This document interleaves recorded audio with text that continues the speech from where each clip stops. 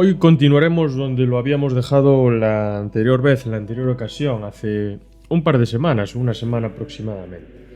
Y trataremos los dos bloques siguientes al tercero, que serían el cuarto y el quinto. El cuarto sería el martirio y el compromiso, que en el libro ocuparía el capítulo 8. Y luego tendríamos el bloque quinto, que sería titulado Oportunidad histórica y organización, que en el libro ocupa el capítulo 9. Luego nos quedará el bloque sexto, el cual yo trataré en un vídeo independiente, comentándolo al tenor de una teoría que desarrolla William James en el año 1896 en su obra La voluntad de creer, The Will to Believe, conectándolo un poco con la teoría de coste-beneficio de la que hablaré en el vídeo de hoy, que expone Stark para interpretar cómo los diferentes cultos que van surgiendo, cultos religiosos, pues abarcan un fragmento de mercado concreto y cómo son capaces de afrontar la demanda religiosa que existe y ofertar pues beneficios o productos religiosos que en el momento en ese mercado religioso no existían. Eso lo haré en un vídeo posterior, un análisis de alguna manera pragmaticista, un análisis de alguna forma instrumentalista o casi basado un poco en una visión evolucionista y adaptacionista de lo que son las ideas y creencias, pero como repito, eso será tema para el vídeo siguiente. Lo que ahora nos incumbe, lo que ahora nos importa, pues es, o por lo menos a mí, hablar pues del apartado 4, del bloque 4, que sería el martirio y el compromiso.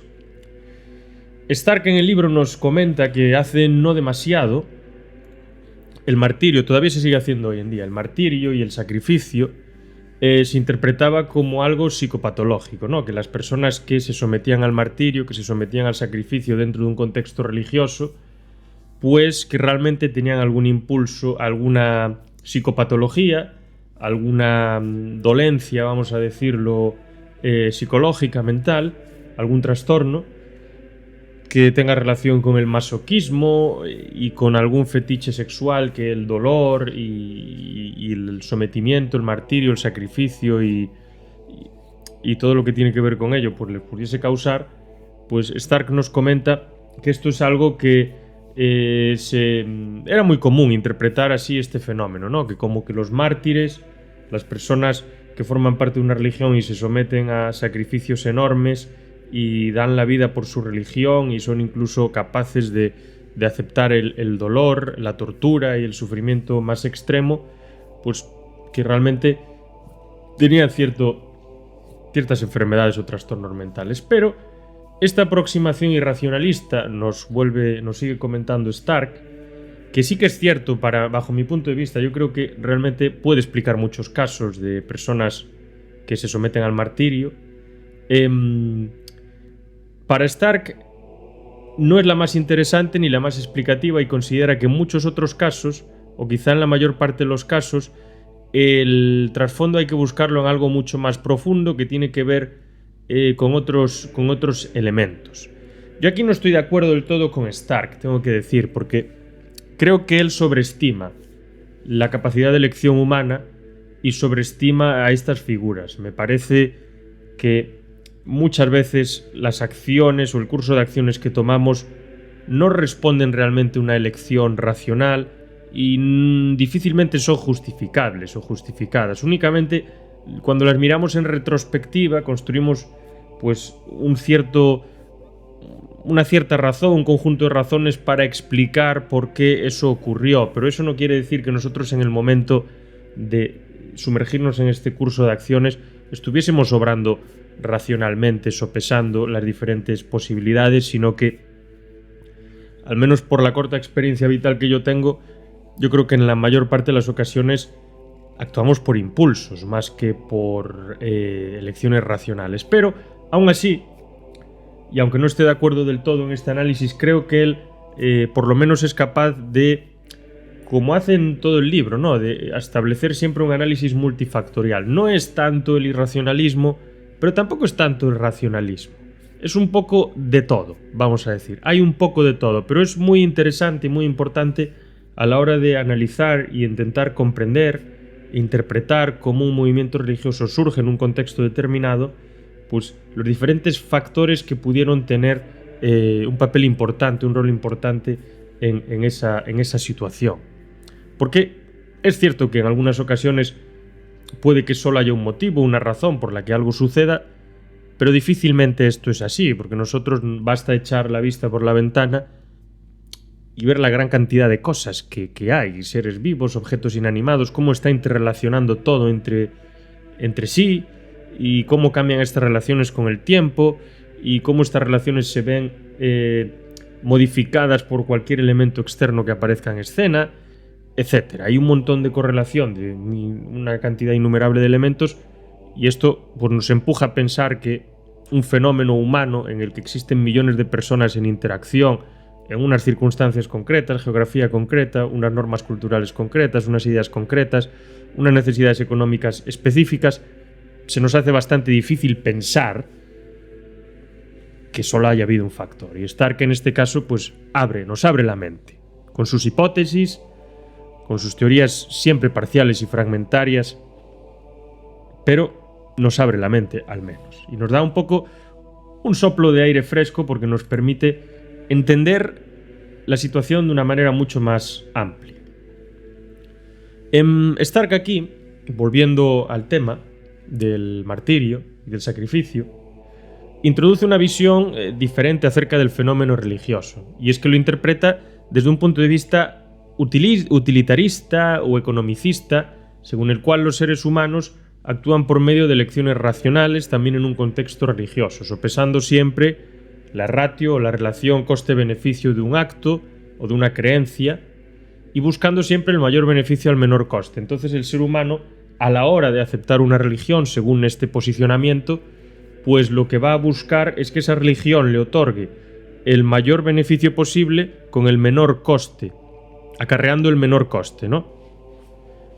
Esta aproximación realmente no es novedosa, es algo que ya se había explorado por otros autores, por otros filósofos, expertos en la materia, y al menos para mí, por el poco conocimiento que tengo yo sobre historia del pensamiento y en concreto de la filosofía, se remonta al escrito de The Will to Believe, La voluntad de creer, de William James, del año 1896, del que hablaré con detalle, como dije anteriormente en el último vídeo de la serie. La inmortalidad, por ejemplo, que es lo que prometen algunas religiones, será vista en este sentido como un compensador religioso de un poder enorme. La existencia post-mortem, colmada de gozo absoluto, se antoja como algo muy sustancioso, como algo muy seductor, como algo muy deseable. ¿Quién no desearía ser inmortal, vivir en el goce eterno, en el goce absoluto, en la bienaventuranza eterna y absoluta, en la alegría pura, ¿no? ¿Quién no desearía eso? A cambio de pagar un pequeño precio en esta tierra. El sacrificio, ya no en el sentido de la tortura y el martirio, sino en el compromiso constante que empuja a uno a privarse de una gran cantidad de bienes de satisfacción que se le aparecen en el momento en el que está inmerso en una corriente religiosa concreta que él o ella haya elegido, se ve como una inversión. El sacrificio en este sentido es como una inversión. Si uno cede y no goza de ciertas satisfacciones momentáneas en el momento presente, se le abren las puertas a la gloria y se le abre la puerta a la bienaventuranza eterna. Aquí el ejemplo pues, es muy sencillo, ¿no? Uno puede, pues por ejemplo, el dinero que tiene, irlo gastando todos los días en ir a restaurantes mediocres y comer una comida mediocre, pero mucho más barata, o puede guardar todo ese dinero que está gastando todos los días comiendo en restaurantes mediocres, gastar su dinero para comer en casa, lo que le va a conllevar que sea mucho más barato, y con el dinero que ahorra al no ir a comer a esos restaurantes mediocres todos los días, puede ir a comer una vez a la semana o una vez al mes a un restaurante de lujo, a un restaurante caro, ¿no? Y así degustar una comida 1000 veces superior a la que estaba degustando todos los días. Pues aquí pasa un poco lo mismo, ¿no? La persona que elige una religión concreta con aras de buscar la inmortalidad como ese compensador religioso, como ese beneficio a alcanzar, acepta pagar el coste de rechazar pues, a ciertos placeres terrenales, de rechazar formar parte de otros cultos, de seguir una serie de normas en la conducta, como no matar, no robar, respetar a los demás, vivir en comunidad, predicar ese sentimiento de comunidad y demás. Y esto todo lo acepta como un coste que él está pagando, como un sacrificio, para lograr un fin superior que es la inmortalidad. ¿Exista esta luego o no? Pero bueno, tenemos la creencia de estas personas. Entonces el análisis que hace Stark es un poco, en términos economicistas, económicos, el ser humano que elige una religión concreta dentro de un mercado religioso, quiere satisfacer esa necesidad, quiere buscar ese compensador religioso que es la inmortalidad u otros compensadores, y para ello se sacrifica. Como el que quiere comprar una casa, cuando está ganando dinero, esa persona o el que compra una casa tiene el motivador, el compensador, en este caso mercantil, que es el poseer una casa, y en vez de su sueldo, en vez de estar gastando su sueldo en cosas que a lo mejor en ese momento le apetecerían más, está aportando todos los meses una cantidad concreta para que al cabo de X años esa casa le esté en su propiedad, sea suya. Y con lo que ello implica, ¿no? Con todas las facilidades, aunque también ciertos problemas que implica el poseer un bien raíz como es una vivienda. Esto lo que quiere decir es que ser cristiano era muy caro, en un sentido de esfuerzo y sacrificio. Ser cristiano implicaba esforzarse mucho, sacrificarse mucho y seguir muchas normas, renunciar a muchísimas otras cosas a las que otros no renunciaban. Algunos de los primeros conversos, sobre todo los líderes del movimiento, se tuvieron que enfrentar al martirio. Y esta capacidad para enfrentarse al martirio sirvió como detonante para la creación colectiva y fuerte de compromiso.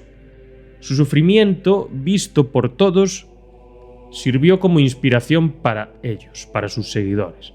Los mártires, en su proceso de preparación para la ejecución pública, como el caso de Ignacio de Antioquía o Pablo de Tarso, fueron objeto de adulación total por parte de sus fieles, y los romanos les permitieron que en su viaje a la capital del imperio, en Roma, donde iban a ser ejecutados, pudiesen ir parando por diferentes villas, diferentes pueblos y ciudades, donde había cristianos que eran sus seguidores, y pudiesen predicar el mensaje de la venida de Cristo, y pudiesen ensalzar su figura en una suerte de catarsis en conexión con estos seguidores suyos, ¿no? Algunos hasta se les permitió escribir cartas, como al mencionado Ignacio de Antioquía, en la que explicaba todo este proceso, y nunca renegó del mensaje de Cristo.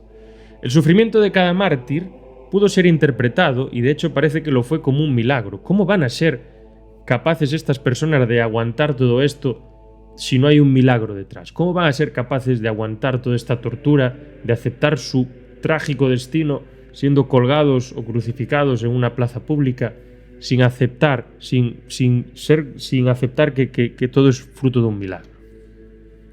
Todo el proceso parecía personificar la figura de Jesús, el ejemplo de Jesús y su calvario, como mantiene el autor Peter Brown. Existía un gran problema, es cierto, y era que Jesús todavía no había vuelto para proclamar el prometido fin de los días, porque Jesús había prometido, según se tiene escrito, cuando se apareció después de resucitar, que el fin de los días estaba cerca y que la gente tenía que estar preparada para su llegada, y que gracias a su llegada pues Jesús llegaría y resucitaría a todos los que han sido dignos de resucitar y vivirían en el gozo eterno, ¿no? ¿Cómo se podía solucionar este problema? Porque el fin de los días nunca llegaba. Fijaos qué paradoja, ¿no? Que la gente que tenía esta creencia, que estaban obsesionados con que llegase el fin del mundo. Es increíble. Con mayor compromiso, básicamente, se podía solucionar este problema por parte de los líderes del movimiento cristiano. Se dieron 3 casos extraordinarios que dieron al cristianismo una fuerza poderosísima, una fuerza extraordinaria. Uno de los primeros mártires fue Santiago, hermano de Jesús. Lo capturaron en Jerusalén junto a un grupo de cristianos, de nazarenos en este caso. Fue juzgado por el Sanedrín y fue apedreado hasta morir. Otro caso fue Pablo de Tarso, quien fue ejecutado en Roma, que fue el escritor de las cartas y se dice, al menos autores como Antonio Piñero lo mantienen, que él fue el fundador del cristianismo. Obviamente Jesucristo no fue, pues lo más probable es que él haya sido el fundador de esta ahora sí ya una religión. Y Pablo de Tarso, en los escritos del Nuevo Testamento, es el que primero, por lo menos de lo que conocemos, es el que tiene escritos más tempranos. El primer escrito cronológicamente del Nuevo Testamento es la carta a los Corintios, la primera, si mal no recuerdo, que es del año 52.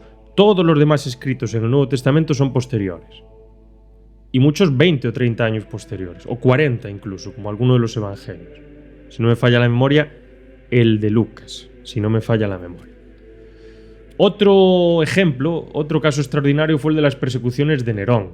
Nerón era despiadado con los cristianos, los utilizó como alimento para las feroces bestias del circo romano. Allí los mandaba echar, mejor dicho, y se las tenían que ver con los leones y los tigres y los diferentes animales que allí llevaba.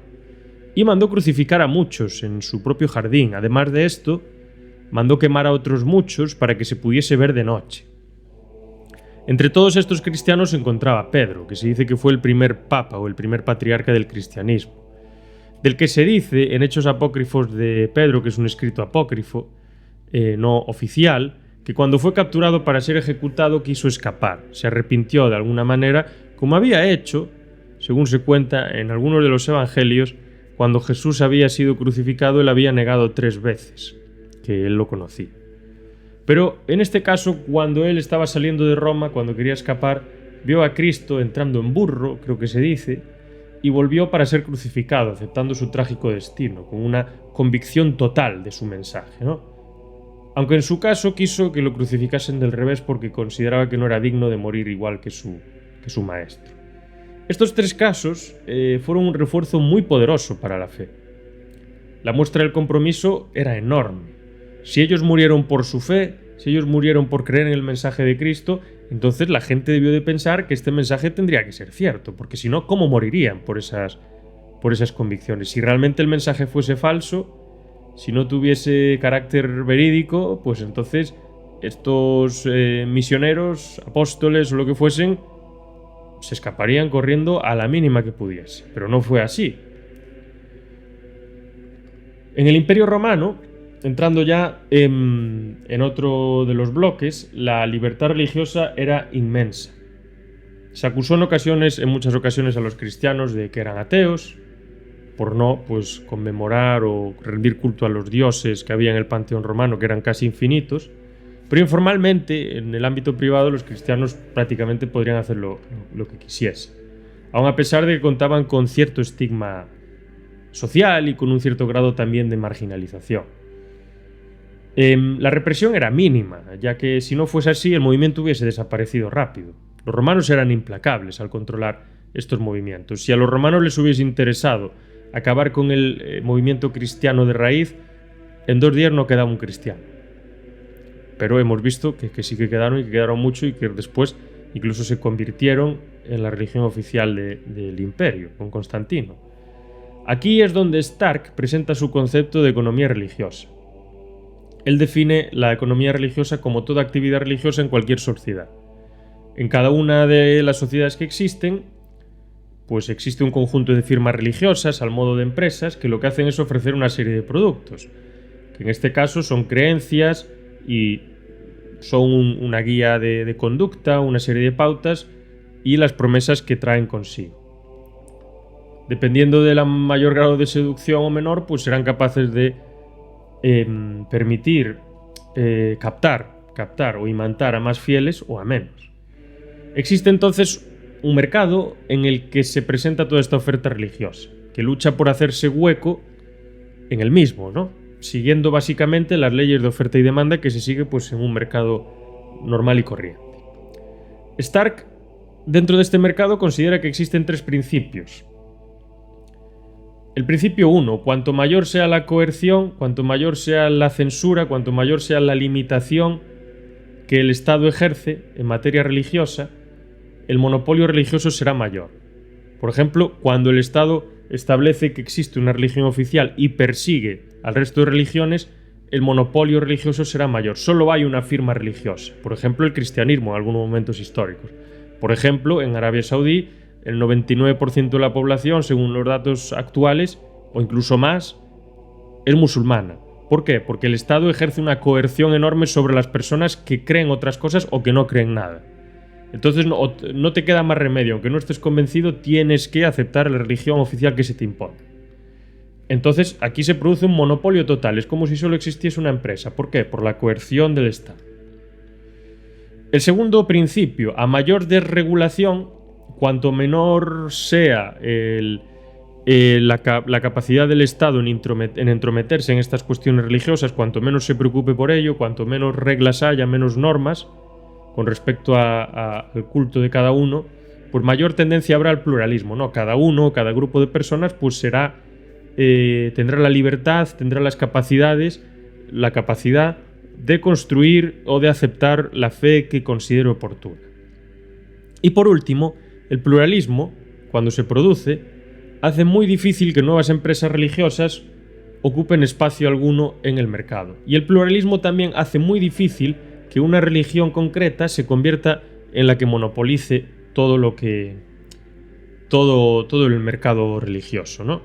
Cuando hay demasiadas manifestaciones, cuando hay muchas manifestaciones religiosas en una sociedad, es mucho más difícil que una religión concreta sea la que sea muy mayoritaria con respecto a los mismos y que ocupe todo espacio o la mayor parte del espacio en el mercado, sino que cada religión pues representará un porcentaje concreto dentro de una sociedad o un mercado religioso, pero no habrá una mucho mayor que el resto. Así, siguiendo lo que Stark expone, que una religión genuinamente nueva se abra paso y que ocupe un nicho de mercado grande es muy poco probable, sobre todo en una sociedad como la romana, donde el pluralismo existente era desbordante, era incluso estresante. Había templos dedicados a diferentes dioses a cada esquina. Los romanos, cada vez que realizaban una conquista, se traían a los dioses de esos sitios y permitían que se instaurasen templos a ellos y que se les rezase, se les rendiese culto, se les hiciesen sacrificios y se les pidiesen favores. Los templos eran un poco como altares, que básicamente servían para pedir favores. El paganismo en este sentido era muy débil, era demasiado plural, existían demasiadas alternativas que lo que hacían era colapsar la capacidad de elección. Es como cuando nosotros vamos al supermercado, vemos un estante lleno de cereales. Hay tantos cereales, igual hay 40 tipos diferentes del mismo cereal, que nos colapsamos y no sabemos cuál elegir. Entonces nuestra capacidad de elección, nuestra libertad se ve completamente coartada. ¿Por qué? Por la sobrecarga de opciones que tenemos. Lo mismo pasaría en una sociedad religiosamente muy plural. Cuando hay una oferta enorme, casi incontable de alternativas religiosas, a uno le es muy difícil saber qué alternativa elegir. Por otro lado, era muy caro. Los templos había que mantenerlos. Y además de eso había que pagar a sacerdotes profesionales que justamente no cobraban poco. Las necesidades religiosas no parecían estar satisfechas. Y había demasiada irreverencia pública a los dioses si estos no concedían favores cuando se les oraba u ofrecían sacrificios. Muchos veían a estos dioses como instrumentos de favor, más que como divinidades creadoras y de acompañamiento. Como dato curioso, se han encontrado innumerables pintadas en templos, muros y demás edificios de la antigua Roma, del antiguo Imperio Romano me refiero, con mensajes humillantes hacia los dioses, con grafitis, humillando a los dioses, criticando a los dioses por no cumplir con los favores que se les pedía. El paganismo existente presentaba a muchos dioses con un carácter difuso, un carácter moralmente muy ambiguo, mientras que el cristianismo, al modo del maniqueísmo, incluye claramente una divinidad que es puro amor y pura bondad. Acercarse a ella genera más amor, bondad y bienaventuranza, genera todo lo bueno, pero separarse de ella genera la privación de este amor, de esta bondad, de esta bienaventuranza y de este aspecto positivo. Genera maldad, genera dolor. Todo lo que se aleje de la divinidad es malo, todo lo que se acerque es bueno. Cuanto más se acerque mejor, cuanto más se aleje peor. Esto era muy fácil de entender.